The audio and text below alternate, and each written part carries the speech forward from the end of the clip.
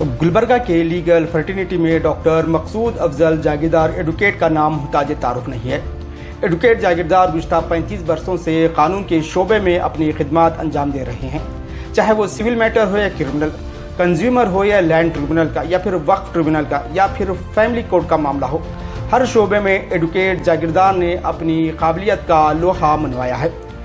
Advocate M A जागीरदार आज एक कामयाब वकील के तौर पर जाने जाते हैं। एडवोकेट जागीरदार के लीगल कैरियर के 35 वर्षों की तकमील के मौके पर उनके जूनियर्स ने एक तहनीती प्रोग्राम का इनेकाद किया। ओल्ड जवर्गी रोड पर वाक़ होटल मोर्या में मुनक़िदा तहनीती तकरीब में senior advocate K Naeem Ahmed Timmapuri, advocate Bhima Shankar, advocate S Patil Afzalpur और एडवोकेट जनपुर ने मेहमान खुसूसी के तौर पर शिरकत की। एडवोकेट जागीरदार के juniors advocates advocate Lingaraj, advocate Ishwar, advocate Baba Chaudhary, advocate Rajendra और एडवोकेट सरदार ने इस तहनीती तकरीब का इनेकाद किया था।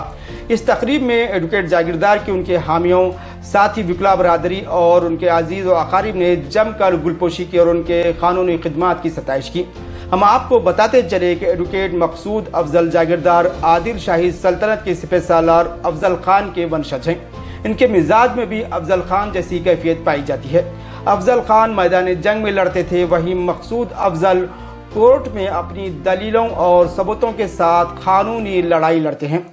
एडवोकेट जागीरदार न सिर्फ गुलबर्गा में बल्कि जिला रायचूर और बीजापुर की अदालतों में भी अपनी धाक बिठा चुके हैं। इसके अलावा गुलबर्गा के तमाम ताल्लुकात की अदालतों में भी आप प्रैक्टिस करते हैं। फिलहाल एडवोकेट जागीरदार कर्नाटक हाईकोर्ट में मसरूफ हैं। एडवोकेट जागीरदार अपने 35 साल लीगल करियर में कई एक हाई प्रोफाइल केसेस जीत चुके हैं। इस 35 साल दौर में आपके यहाँ कम से कम 35 जूनियर्स अपनी ट्रेनिंग मुकम्मल करके न सिर्फ अपना बल्कि अपने सीनियर का नाम भी रोशन कर रहे हैं। एडवोकेट जागीरदार ने साल 1990 में उस्ताद सादत हुसैन के यहाँ जूनियर एडवोकेट के तौर पर अपने कैरियर का आगाज किया था। 2 बरस से भी कम वक्फे में आपने इंडिपेंडेंट प्रैक्टिस शुरू की। इसके बाद उन्होंने पीछे मुड़कर नहीं देखा। अपने कैरियर के दौरान वो मुख्तसर वक्फे के लिए जज भी मुकर्रर हुए। ताहम गवर्नमेंट की अर्बन रूरल रिजर्वेशन पॉलिसी की वजह से वो ज्यादा दिनों तक जज के मनसब पर फायज नहीं रह सके। ताहम जुडिशरी से वापस आने के बाद उन्होंने एक बार फिर प्रैक्टिस शुरू की और नाम कमाया। इस तहनीती तकरीब से खिताब करते हुए एडवोकेट जागीरदार ने अपने वालिद मोहतरम खुर्शीद अफजल और अपने उस्ताद मोहतरम सादत हुसैन उस्ताद को याद किया और इस मुकाम के लिए दोनों शख्सियतों को क्रेडिट दिया। साथ ही उन्होंने अपने जूनियर्स का भी शुक्रिया अदा किया। इस मौके पर मेहमानाने खुसूसी के तौर पर आए सीनियर एडवोकेट्स ने भी एडवोकेट मकसूद अफजल जागीरदार के लीगल करियर पर रोशनी डाली।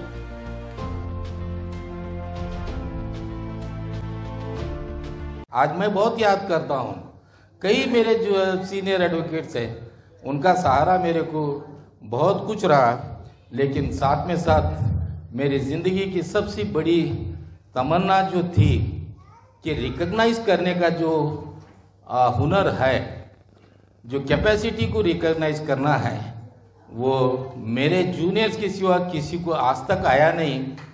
और मैं अल्लाह से दुआ करता हूँ कि जो मेरे जूनियर मेरे लिए इतना करे हैं, वो भी जो है अपने सीनियर्स को इतना इज्जत देना और इसी तरह उनका जो है सम्मान करना। तो इनके मुकाबले में मैं किसी और जूनियर का जो है नाम ले नहीं सकता, ना ही बता सकता कि इनमें जितनी अच्छाइयाँ हैं, इनमें जितना रेस्पेक्ट है, इनमें जितना सीनियर के लिए जो तड़प है, और वो अगर हम सोचे तो आज मैं आपके सामने ठहरा हूँ।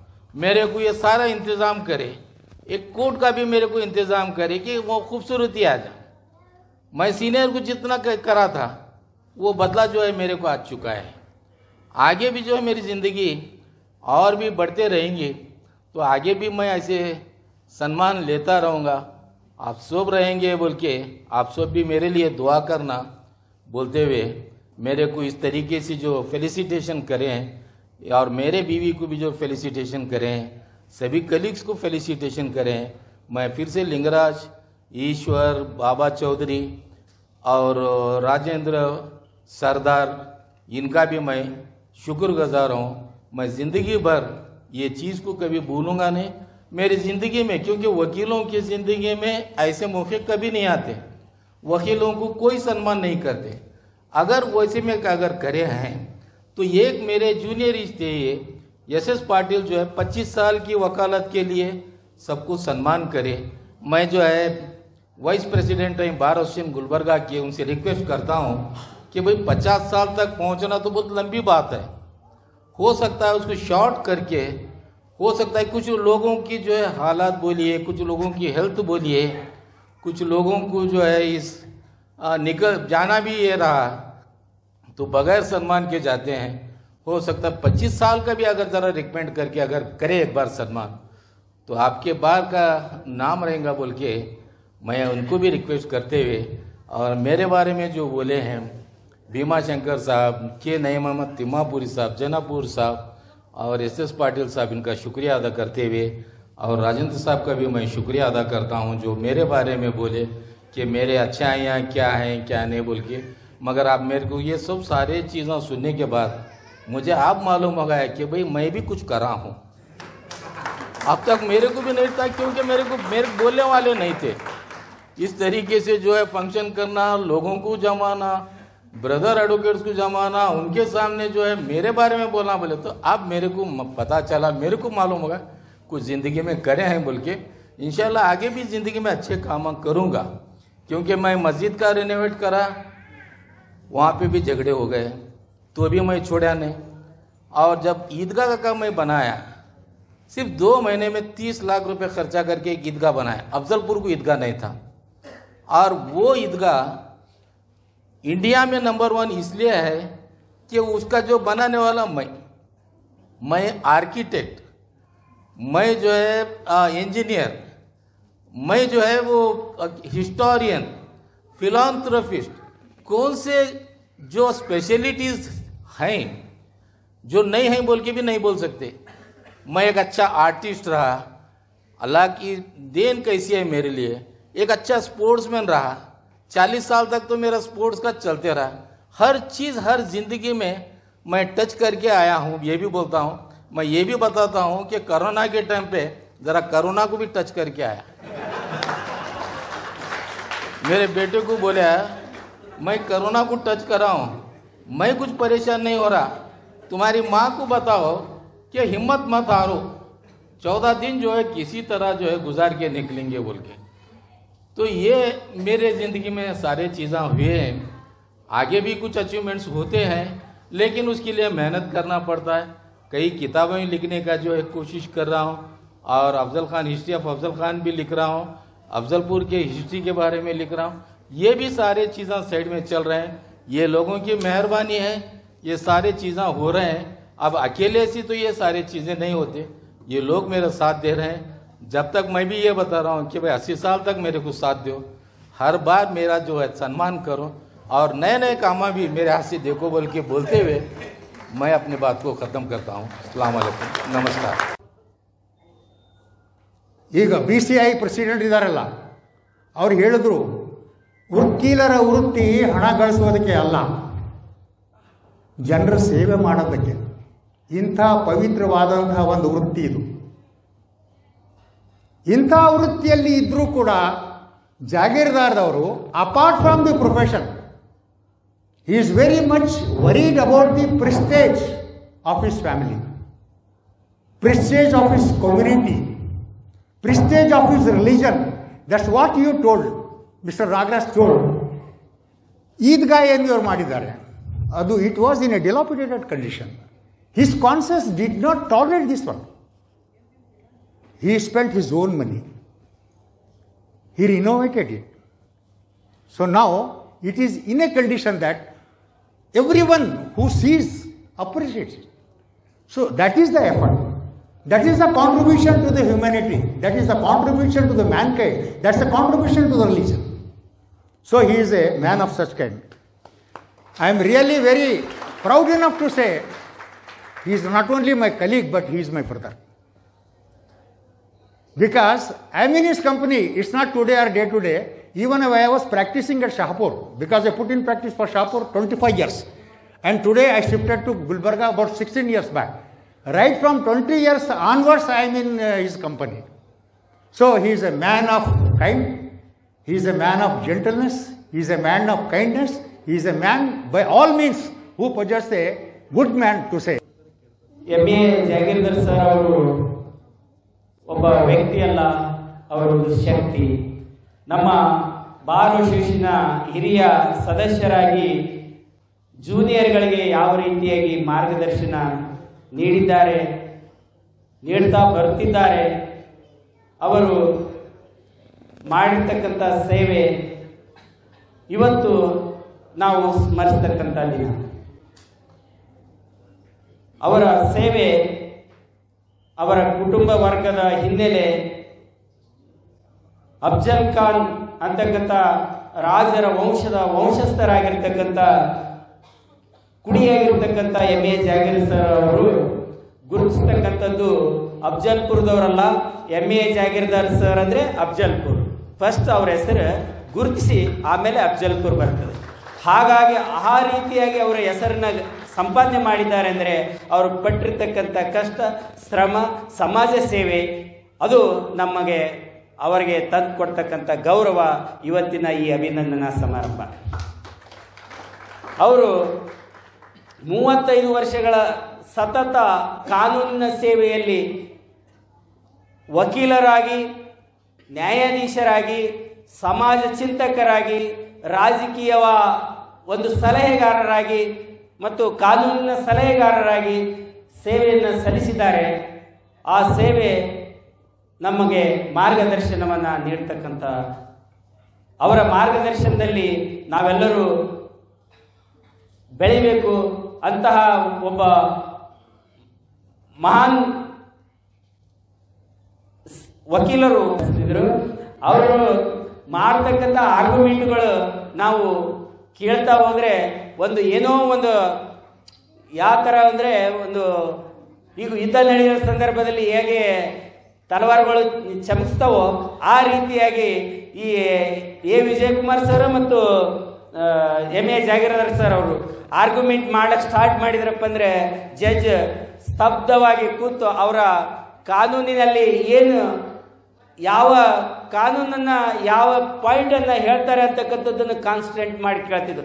ನಾವು ಕೂಡ ಸ್ತಬ್ಧವಾಗಿ ಅವ್ರಿಗೂ ಆ ಒಂದು ಹಾಲಿನಲ್ಲಿ ಕೂತ್ರೆ ಎಲ್ಲ ಜಡ್ಜಸ್ ಸೈಲೆಂಟ್ ಮತ್ತು ಎಲ್ಲ ಜೂನಿಯರ್ಸ್ಗಳು ಎಲ್ಲ ವಕೀಲರು ಅವ್ರು ಏನು ಹೇಳ್ತಾರೆ, ಅವ್ರ ಬಾಯಿಂದ ಏನು ಬರ್ತದೆ ಅಂತಕ್ಕಂಥದ್ದನ್ನು ಕೇಳ್ತಕ್ಕಂಥ ಒಂದು ಮನೋಭಾವನೆಯನ್ನು, ಆರ್ಗ್ಯುಮೆಂಟಿನ ಸ್ಕಿಲ್ ಅಂದ್ರೆ ಕಲೆ ಏನಿದೆ ಅದು ಅವ್ರ ಬಲ್ಲಿ ರಕ್ತಗತವಾಗಿ ಬಂದಿದೆ ಅಂತಕ್ಕಂಥ ಅಂತ ಹೇಳಿದ್ರೆ ತಪ್ಪಾಗಲ್ಲ. ಯಾಕಂದ್ರೆ ಈ ನಾವು ಅಫ್ಜಲ್ಪುರ ತಾಲೂಕಿನ ಹಿರಿಯ ವಕೀಲರು 35 ವರ್ಷದ ವಕೀಲ ವೃತ್ತಿಯನ್ನು ಸೇವಿಸಿದ್ದಾರೆ. ಅದರಂತೆ ನಮ್ಮ ಹಿರಿಯ ವಕೀಲರು ಇನ್ನೊಬ್ಬರು ನಮ್ಮ ಶಂಕರರಾವ್ ಹುಮ್ಮರ್ ಸರ್ ಅವರು ಕೂಡ ಇನ್ನು 15 ದಿವಸದಲ್ಲಿ 50 ವರ್ಷ ವಕೀಲ ವೃತ್ತಿಯನ್ನು ಪೂರ್ಣಗೊಳಿಸುತ್ತಿದ್ದಾರೆ. ಈ ನಮ್ಮ ಇಬ್ಬರು ವಕೀಲರಿಗೆ ನಾವು ಅಭಿನಂದನೆಗಳನ್ನು ಸಲ್ಲಿಸುತ್ತಾ ಈ ಕಾರ್ಯಕ್ರಮವನ್ನು ಚಾಲನೆ ಮಾಡ್ತಾರೆ. ಏಕೆಂದರೆ ನಮಗೆ ಬಹಳ, ಯಾಕಂದ್ರೆ ಅಫ್ಜಲ್ಪುರ ತಾಲೂಕಿನಲ್ಲಿ ನಾವು ಫಸ್ಟ್ ವಕೀಲ ವೃತ್ತಿಯನ್ನು ಅನ್ವಯಿಸುತ್ತಿದ್ದಾಗ ನಮ್ಮ ಎಂ.ಎ. ಜಾಗೀರ್ದಾರ್ ಸರ್ ಅವರು ಒಂದು ಬುಕ್ಸ್ಗಳನ್ನು ತೆಗೆದುಕೊಂಡು ಲಾಸ್ಟ್ ಬೆಂಚಿನಲ್ಲಿ ಬಂದು ಕೊಡ್ತಿದ್ರು. ಅಲ್ಲಿ ಆರ್ಗ್ಯುಮೆಂಟ್ ಮಾಡ್ತಿದ್ರಂದ್ರೆ ನಮಗೆ ಬಹಳ ಹೆಮ್ಮೆ ಅನಿಸ್ತಿತ್ತು. ಯಾಕಂದ್ರೆ ಸರ್ ಇಷ್ಟು ದೂರ ಕೂತಿ ಹ್ಯಾಂಗೆ ಆರ್ಗ್ಯುಮೆಂಟ್ ಮಾಡ್ತಾರಪ್ಪ, ಇಷ್ಟು ಹ್ಯಾಂಗೆ ಕೇಳಿಸ್ತದ ಅಂತ ಹೇಳಿ ನಮಗೆ ಅನಿಸ್ತಿತ್ತು. ಆದರೂ ಕೂಡ ಅವರ ಲಾಸ್ಟ್ ಬೆಂಚಿನಲ್ಲಿ ಕುಂತು ಆರ್ಗ್ಯುಮೆಂಟ್ ಮಾಡಕತ್ತಿದ್ರು. ಯಾವುದೇ ಹಿಯರಿಂಗ್ ಮಾಡಿದ್ರು, ಸಬ್ಮಿಷನ್ ಮಾಡಿದ್ರು ಕೂಡ ಅಲ್ಲೇ ನಿಂತು ಮಾಡ್ತಿದ್ರು. ಅವರು ಏನು ಹೇಳ್ತಿದ್ರು ಅಂದ್ರೆ ಅಲ್ಲಿ ಸ್ಪಷ್ಟವಾಗಿ ಕೇಳಿಸ್ತಿತ್ತು, ಸ್ಪಷ್ಟವಾಗಿ ಅರ್ಥ ಆಗ್ತಿತ್ತು. ಆ ರೀತಿಯಲ್ಲಿ ಜಡ್ಜ್ ಏನು ಎದುರುಗಡೆ ಇದ್ದಂಥ ನಮ್ಮ ಜಡ್ಜ್ ಸಾಹೇಬರು ಕೂಡ ಅವ್ರ ಮೇಲೆ ಇರುವಂಥ ಟ್ರಾನ್ಸ್ಲೇಷನ್ ಆ ರೀತಿ ಏನದ ಆರ್ಗ್ಯುಮೆಂಟ್ ಮಾಡುವಂಥ ವ್ಯಕ್ತಿ ಯಾರಾದರೂ ಇದ್ರೆ ಎಂ.ಎ. ಜಾಗೀರ್ದಾರ್ ಸರ್ ಅಂತ ಹೇಳೋಕೆ ಇಚ್ಛಪಡ್ತೀನಿ. ಯಾಕಂದ್ರೆ ನಾವೇ ಅವರ ಜೂನಿಯರ್ ಆಗಿ ಕೆಲಸ ಮಾಡ್ತಿದ್ದೆ. ನಾನು ಬರೀ ಕ್ರಿಮಿನಲ್ ಕೇಸ್ಗಳನ್ನು ನೋಡ್ತಿದ್ದೆ, ಬರೀ ಜಾಮೀನು ಮಾಡಿಸೋದು ಕ್ರಿಮಿನಲ್ ಕೇಸ್ಗಳನ್ನೇ ಮಾಡ್ತಿದ್ದೆ. ತುಂಬ ಬರೀ ಏನದ ಹೆಚ್ಚಿಗೆ ಕ್ರಿಮಿನಲ್ ಕೇಸ್ಗಳನ್ನೇ ನೋಡ್ತಾ ಇದ್ದೆ. ಅವ್ರು ಅಂದರು, ಸರ್ ಅಂದರು, ಕ್ರಿಮಿನಲ್ ಕೇಸ್ಗಳನ್ನ ಯಾಕೆ ಮಾಡ್ತೀರಿ, ಅದು ಸಂಗಟ ಸಿವಿಲ್ ಕೇಸ್ ಮಾಡಿರಿ. ಇಲ್ರಿ ಸರ್ ನನಗೆ ಡ್ರಾಪ್ ಟೈಲ್ ಮಾಡಕ್ಕೆ ಬರಲ್ಲ, ನನಗೇನು ಬರಲ್ಲ. ಇಲ್ಲ ನಾನು ಮಾಡಿಸ್ಕೊಡ್ತೀನಿ, ನಿಮಗೆಲ್ಲ ಈಗ ಕಲಿಸ್ಕೊಡ್ತೀನಿ, ಹೇಳ್ಕೊಡ್ತೀನಿ ಅಂತ ಹೇಳಿ ಹೇಳಿದ್ರು. ಆ ವಿಷಯವನ್ನು ಅರಿತುಕೊಂಡು ಅವ್ರ ಜೊತೆಯಲ್ಲೇ ಇದ್ದಾಗ ಅವ್ರೇನದ ನನಗೆ ಯಾವ ಕೇಸ್ಗಳನ್ನು ಸಿವಿಲ್ ಕೇಸ್ಗಳನ್ನು ಕೂಡ ನಾ ಹಿಡ್ಲಿಕ್ಕೆ ಶುರು ಮಾಡಿದೆ. ಹಾಳಾಗಿ ಹಿಡಿದಾಗ ಅವರು ನಮಗೇನದ ಸಹಾಯ ಮಾಡಿ ಡ್ರಾಫ್ಟಿಂಗ್ ಮಾಡಿಕೊಡ್ತಿದ್ರು. ಅದರಂತೆ ಕ್ರಾಸ್ಗಳು ಹ್ಯಾಂಗೆ ಮಾಡ್ಬೇಕಂತ ಹೇಳಿ ಹೇಳ್ಕೊಡ್ತಿದ್ರು. ಅದರಂತೆ ಹ್ಯಾಂಗೆ ಹಿಯರಿಂಗ್ ಮಾಡಬೇಕು, ಆಯಗಳು ಯಾವಾಗ ಹಾಕಬೇಕು, ಇದ್ರ ಬಗ್ಗೆ ಎಲ್ಲ ಸ್ಪಷ್ಟವಾಗಿ ನಮಗೇನದ ತಿಳಿಸ್ಕೊಡುವಂಥ ವ್ಯಕ್ತಿಗಳಾಗಿದ್ದರು. ಅದರದಿಂದ ನಾನು ಸಿವಿಲ್ ಕೇಸ್ಗಳನ್ನು ಈಗ ಅಫ್ಜಲ್ಪುರದಲ್ಲಿ ಸಿವಿಲ್ ಕೇಸ್ಗಳನ್ನು ಕೂಡ ನಾನು ಮಾಡ್ತಾ ಇದ್ದೀನಿ. ಸಾಹೇಬರು ಗುಲ್ಬರ್ಗಿಂದ ಬರ್ತಾರಂದ್ರೆ ಸಾಕು, ವಾದವನ್ನು ಕೇಳಕ್ಕೆ ಎಲ್ಲಿದ್ರು ಅಲ್ಲಿ ನಾವು ಹಾಜರಿರ್ತಿದ್ದೆವು. ವಿಶೇಷ ಸಾಹೇಬ್ರದ್ದು ಅಂತಂದ್ರೆ ಕಾನ್ಸಂಟ್ರೇಷನ್ ಆಫ್ ಜುಡಿಷಿಯಲ್ ಆಫೀಸರ್ ಯಾವ ರೀತಿ ತಗೊಳ್ಬೇಕು ಅಂತ ನೋಡಿದ್ರೆ, ಅದೇನು ವಾದ ಮಾಡುವಂಥ ಸಂದರ್ಭದಲ್ಲಿ ಏನು ಬೆಂಚ್ ಇರ್ತದೆ, ಲಾಸ್ಟ್ ಚೇರಲ್ಲಿ ಕೂತ್ಕೊಂಡು ವಾದವನ್ನು ಅಲ್ಲೇ ಎದ್ದು ನಿಂತು ಮಾಡಕ್ಕೆ ಪ್ರಾರಂಭ ಮಾಡಿದ್ರೆ ಜುಡಿಷಿಯಲ್ ಆಫೀಸರ್ ಅವರನ್ನೇ ನೋಡ್ಬೇಕು ಏನು ಹೇಳ್ತಾರೆ ಅನ್ನೋದ್ರ. So as I have seen ಸಾಹೇಬ್ರ ಬಗ್ಗೆ ಸಿವಿಲ್ ಪ್ರೊಸೀಜರ್ ಕೂಡ ಆಗಲಿ ಅಥವಾ CRPC ಆಗಲಿ, in all land revenue matters ಆಗಲಿ, in all matters he is perfect and we learn lot from him. In fact Jagirdar ಸಾಹೇಬ್ರು ಅಂತಂದರೆ ಅವ್ರ ವಾದವನ್ನು ಕೇಳಿ ಅರ್ಥ ಮಾಡ್ಕೊಳ್ಳೋದೇ ಅದೇ ಒಂದು ನಮ್ಗೆ ಸೌಭಾಗ್ಯ ಸಿಕ್ಕಿದೆ, ನಾವು ಧನ್ಯ ಅಂತ ಹೇಳ್ಬೋದು. ಅವರಿಗೆ ಅಂಥ ಒಂದು ಈ ಸಾಹೇಬರಿಗೆ ಇವತ್ತು ಗುರುವಂದನಾ ಕಾರ್ಯಕ್ರಮನ ಎಲ್ಲ ಅವರ ಆಫೀಸಿನ ಕಲಿಗಳು ಏರ್ಪಡಿಸಿದ್ದು, ನನ್ನನ್ನು ಕೂಡ ಕೇಳಿದರು.